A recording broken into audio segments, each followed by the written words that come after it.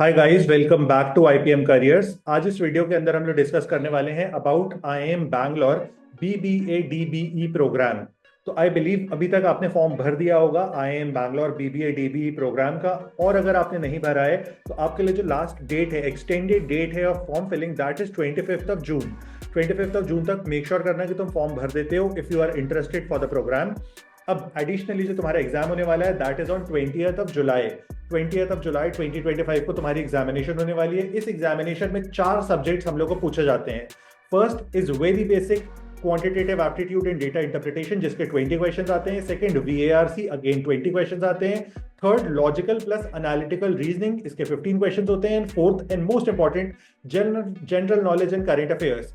अब आज हम लोग क्योंकि general knowledge and current affairs की बात करने वाले हैं, इसलिए मैंने इसे मोस्ट इंपॉर्टेंट बोल दिया है। क्योंकि अगर तुम इस सेक्शन को बहुत अच्छे से प्रिपेयर कर लेते हो तो बहुत कम टाइम इन्वेस्ट करते हुए तुम बहुत सारे मार्क्स गेन कर सकते हो। जीके का एक क्वेश्चन सॉल्व करने में हार्डली हमें 20-25 सेकेंड्स लगते हैं।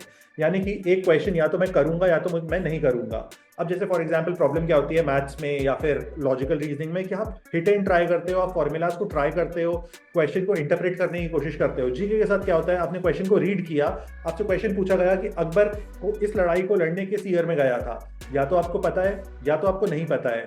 आपके दिमाग में कोई कंफ्यूजन नहीं हो सकती, कोई ऑप्शंस के बीच में वो नहीं हो सकती कि मुझे लग रहा है ये भी हो सकता है ये भी हो सकता है।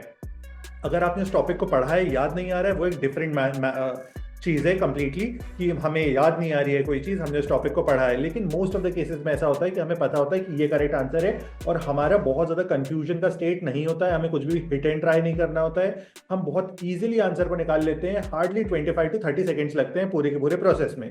इसलिए ये one of the most important section बन जाता है अगर तुम इस एग्जाम को सीरियसली क्रैक करना चाहते हो तो।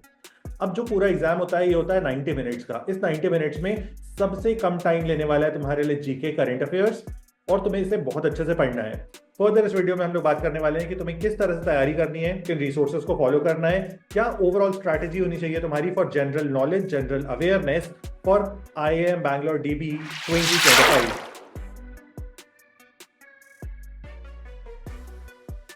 अब सबसे पहला क्वेश्चन आ जाता है, हमें किस तरह के क्वेश्चन पूछे जाते हैं इन दिस एग्जामिनेशन। तो देखो, आपको दो फ्रंट्स पे क्वेश्चन पूछे जा सकते हैं। First front is current affairs. Current affairs का मतलब होता है लास्ट 6 मंथ्स में, या हम लोग को बोलना चाहिए बहुत ज्यादा अगर हम एक्यूरेसी से जाना चाहते हैं, लास्ट 1 साल के पूरे फेज में जो भी across the globe important events हुए हैं, वो सारे के सारे इवेंट्स हम लोग के लिए बहुत ज्यादा इंपॉर्टेंट हैं। सेकेंडली, हम लोग के लिए इंपॉर्टेंट वो सारे के सारी चीजें हैं जो भी इन 1 साल के इवेंट्स का कुछ ना कुछ हिस्टोरिकल रेलेवेंस रखती हैं, कुछ ना कुछ बैकग्राउंड रखती हैं। एग्जाम्पल देता हूं, फॉर एग्जाम्पल एक करंट इवेंट होता है कि हु इज द न्यूएस्ट या 47th प्रेसिडेंट ऑफ यूएसए। ये क्वेश्चन हो गया। आपको आंसर पता है, डोनाल्ड ट्रंप। अब आपको क्वेश्चन पूछा जा सकता है बेस्ड ऑन दिस क्वेश्चन, एक बैकग्राउंड का क्वेश्चन पूछ लिया जाएगा। बैकग्राउंड का क्वेश्चन ये होगा, who was the first president of USA, which city was the first capital of USA. ये सारे बैकग्राउंड के क्वेश्चंस होते हैं। अब इसके बाद हम लोग के सामने आता है स्टैटिक जीके होता है। स्टैटिक जीके का मतलब होता है everything under the sun. Human history में जो भी चीजें हुई हैं, जो भी ज्योग्राफीज एग्जिस्ट करती हैं अक्रॉस द ग्लोब, उसमें से आपको कुछ भी पूछा जा सकता है। अब इसकी कोई लिमिट नहीं है। अब हम लोग इस चीज को एनालाइज करेंगे बेस्ड ऑन आईएम बैंगलोर ने जो लास्ट ईयर अपना सैंपल पेपर निकाला था उस बेसिस पे। तो यहां पे हम लोग देखेंगे आईएम बैंगलोर का सैंपल पेपर। आईएम बैंगलोर के सैंपल पेपर के बेसिस पे हम जज करेंगे क्या सारे क्वेश्चंस को किस तरह से पूछा जाता है। इस सैंपल पेपर को हालांकि आप भी देख सकते हो अपने लेवल पे, बाकी सेक्शंस को प्रिपेयर करने के लिए भी आपको बहुत ज्यादा हेल्प करेंगे, बहुत ज्यादा काम आएंगे। इसकी लिंक मैंने डिस्क्रिप्शन में डाल दी है। अब आपको यहाँ पे मेरी स्क्रीन दिख रही होगी। अब आप यहाँ पे देखोगे कि इस शीट पे हम लोग आए तो क्वेश्चन नंबर 25 से स्टार्ट हो रहे हैं जीके के क्वेश्चंस। तो हम लोग इसके पहले ऊपर कुछ क्वांट्स के क्वेश्चंस दिख रहे हैं, आप इनको अपने लेवल पे चेक कर सकते हो। लेकिन हम लोग के लिए जो रेलेवेंट है फॉर दिस पर्टिकुलर वीडियो, हम जीके पे आ जाते हैं डायरेक्टली। फर्स्ट क्वेश्चन हम लोग को पूछा गया है, which country among the following was the first to enter new year 2024। यानी कि फर्स्ट कंट्री कौन सी थी जहां पे न्यू ईयर 2024 को सेलिब्रेट किया गया। सेकंड क्वेश्चन क्या पूछा गया है, विच ऑफ द, अच्छा, फर्स्ट क्वेश्चन जो है इसका टाइप क्या है अगर आपको करना हो तो। मैंने 3 टाइप्स बताए थे, one is current event, second is background of current event, and third was static GK. अब इसको अगर हम लोग कैटेगराइज कर रहे हैं तो कैटेगराइजेशन में ये आएगा फर्स्ट कैटेगरी में। कि ये हमसे करंट इवेंट पे क्वेश्चन पूछ रहा है, क्योंकि ये लास्ट ईयर का पेपर है, इसलिए 2024 के बेसिस पे क्वेश्चन पूछ रहा है, 25 के बेसिस पे क्वेश्चन नहीं पूछ रहा है। तो आपको इस चीज को ध्यान रखना है। तो यहाँ पे आपको करेक्ट ऑप्शन पता होना चाहिए। सेकेंड क्वेश्चन देखते हैं किस तरह का है। Which of the following sites in India was designated as UNESCO world heritage site in 2023? मैंने क्या बोला, एक साल के ड्यूरेशन का क्वेश्चन पूछ रहे हैं। लास्ट ईयर अगर ये एग्जाम जून में हुआ है, तो एक साल का पूरा जो साइकिल है वो जून टू जून रन करेगा। तो अब ये इवेंट 2023 में हुआ था, हो सकता है 2023 के सितंबर में हुआ हो सकता है 2023 के अक्टूबर में हुआ हो, लेकिन उस 1 ईयर के साइकिल के अंदर था। इसलिए ये क्वेश्चन रेलेवेंट है। किस चीज से रिलेटेड है? करंट अफेयर से रिलेटेड है, एकदम category 1, not background of anything but direct question from current affairs. तो आपको एक साल की करंट अफेयर्स पढ़नी है। कैसे पढ़नी है उस पर आते हैं 2 मिनट में। थर्ड क्वेश्चन हम लोग देखते हैं जीके का। Which of the following events marked the beginning of civil disobedience movement in India? Civil disobedience movement शायद आप सबने सुना होगा इसके बारे में, हिस्ट्री की बुक्स में पढ़ा होगा। कब शुरू हुआ, किस इवेंट से शुरू किया गया? किस चीज का क्वेश्चन है? 1 2 3 कैटेगरी में थर्ड कैटेगरी का, which is static GK.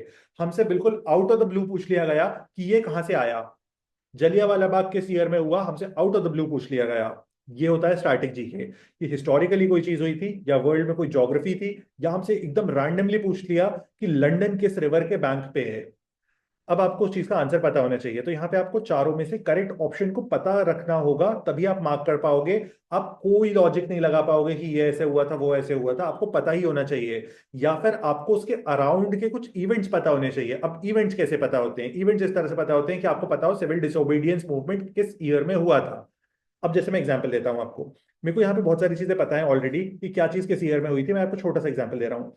First जैसे quit India movement, quit India movement हुआ था 1942 में, ड्यूरिंग सेकेंड वर्ल्ड वॉर। अब उसका जलियांवाला बाग हुआ था 1919 में। ठीक है, आपको शायद पता होगा, बहुत फेमस इवेंट है। अब यहाँ पे मुझे 2 ईयर्स दिख रहे हैं और दोनों ईयर्स के बीच का डिफरेंस दिख रहा है। अब इससे मैं आइडेंटिफाई कर पाऊंगा कि मेरा करेक्ट आंसर क्या हो सकता है। अगर मुझे सिविल डिसोबीडियंस का टाइम पता होगा, ईयर का फ्रेम पता होगा, तो ऑटोमेटिकली मेरा आंसर आ जाएगा। आई बिलीव आपको समझ आया होगा मैं किस तरह से बताने की कोशिश कर रहा हूँ।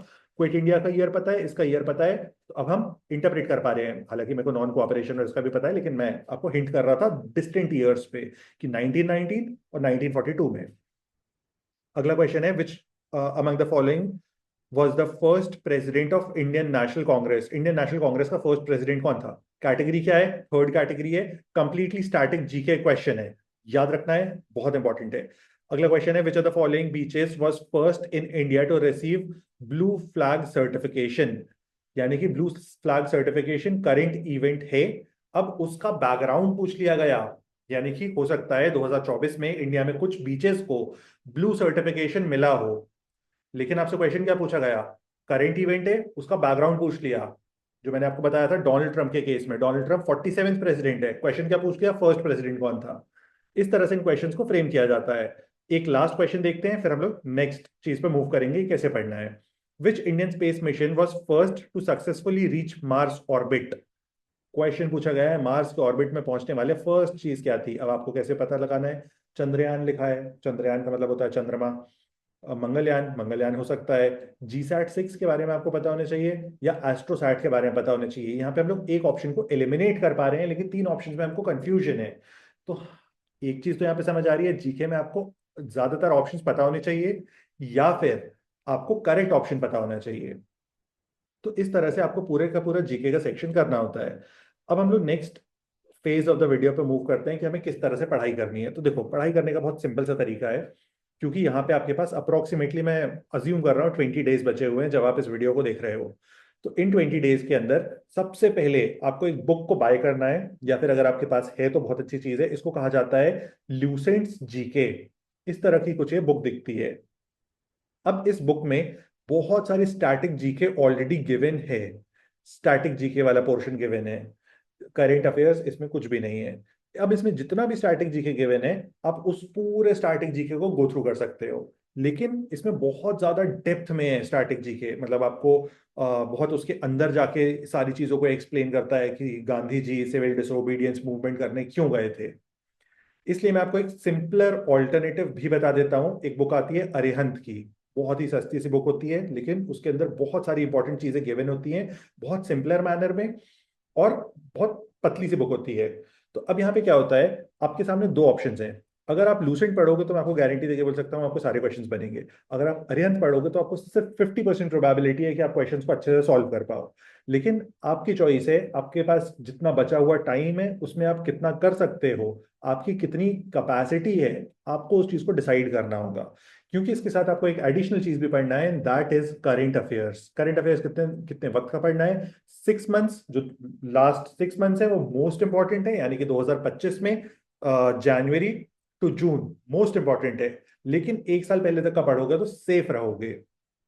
तो अब हम लोग इसमें आपको हेल्प करना चाहते हैं। तो मैंने सारे के सारे जितने भी इंपॉर्टेंट टॉपिक्स हैं ऑफ लास्ट 6 मंथ्स उनको इस एक सिंगल शीट पे डाल दिया है। आप इस शीट को जाके रीड कर सकते हो। यहाँ पे वो आपको सारे टॉपिक्स मिल जाएंगे जो भी आपको पूछे जा सकते हैं इन योर 2025 एग्जामिनेशन। आप इन टॉपिक्स को पढ़ना स्टार्ट कर दो। एडिशनली मैं कुछ इंपॉर्टेंट वीडियोस लेके आ जाऊंगा जो आपको हेल्प करेंगी, जो डायरेक्टली पढ़ाने वाली वीडियोस होंगी। मैं बहुत कम वक्त में आपको बहुत सारे टॉपिक्स बता दूंगा करंट अफेयर्स के।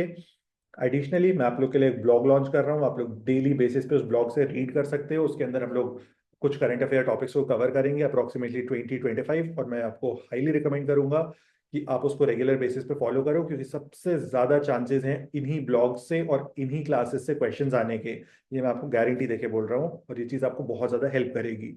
हालांकि आपको बहुत सारे लोग सजेस्ट करेंगे कि बहुत सारी करंट अफेयर्स पढ़ने के लिए या जीके पढ़ने के लिए वेबसाइट्स हैं, जीके टुडे है, दृष्टि आईएएस है, अफेयर्स क्लाउड है। लेकिन मैं आपको रिकमेंड नहीं करूंगा, क्योंकि आपके पास एक साल का वक्त नहीं है जीके पढ़ने के लिए। आपके पास सिर्फ 20 दिन का वक्त है, 20 दिन में इतना कुछ नहीं कर पाओगे।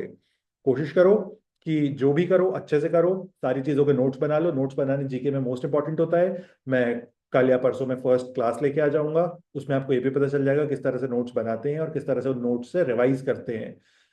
क्योंकि ये वीडियो बहुत लंबी ना हो जाए इसलिए मैं उस चीज़ को यहाँ पे कवर नहीं कर रहा हूँ।